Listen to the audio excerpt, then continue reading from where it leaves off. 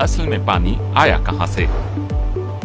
पानी 3 हालतों में पाया जाता है, माया, ठोस और गैस, और ये सूरत हाल जमीन पर करीब 4 अरब साल से मौजूद है। लेकिन असल में ये पैदा कहां से हुआ या जमीन पर पहुंचा कहां से, इस पर राय मुख्तलिफ है। एक नजरिया ये कहता है कि पानी हमेशा से जमीन पर, या यूं कह लें कि जमीन के अंदर मौजूद था। ये जमीन के अंदरूनी हिस्से यानी कोर या मेंटल में कीमियाई अवामिल के सबब वजूद में आया और फिर वॉल्केनिक इरप्शंस या आतिशफशानी धमाकों के जरिए बाहर आया। ये दीगर गैसों के साथ बतौर बुखारात जमीन के अंदरूनी हिस्से से निकलता रहा। ये बुखारात हमारी एटमॉस्फेयर या कुराए हवाई में जमा होते रहे और फिर वहां से जमीन पर बारिश की सूरत में बरसे। वोल्केनिज्म थ्योरी या आतिशफशानी नजरिया मुमकिन तो नजर आता है, मगर ये बजाते खुद इस बात की वजाहत करने से कासिर है कि इतना ज्यादा पानी कैसे बना जो आज जमीन पर मौजूद है।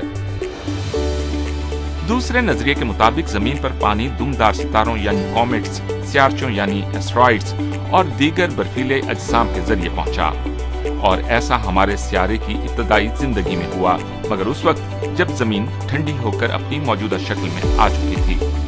मुमकिन है कि इससे कबल इस तरह जमीन तक पहुंचने वाला पानी फौरी तौर पर बुखारात बनकर गायब हो गया हो, मगर आखिरकार ये ठंडा होकर माया की सूरत में समंदर की शक्ल इख्तियार कर गया। एक और निस्बतन नया नजरिया कहता है कि सूरज के करीब मौजूद सैयारों के बाहर पानी के बुखारात के बादल मौजूद थे। ये बादल या डिस्क स्यारचों की पट्टी के गिर्द वजूद में आई, और फिर ये जैसे जैसे अंदर की जानिब फैली, जमीन भी पानी के इन बुखारात में जैसे नहा गई।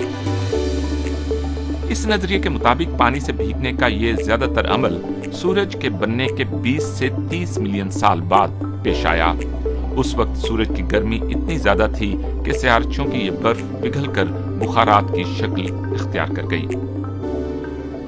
अगरचे साइंसी एतबार से ये बात यकीन से नहीं कही जा सकती कि हमारी जमीन पर पानी आखिरकार आया कहां से, मगर इसका एक मुमकिना जवाब ये है कि ये तीनों अवामिल मिलकर इस कीमती माया यानी H2O की फराहमी का सबब बने, जिसकी वजह से जमीन को नीला सयारा या द ब्लू प्लैनेट कहा जाता है।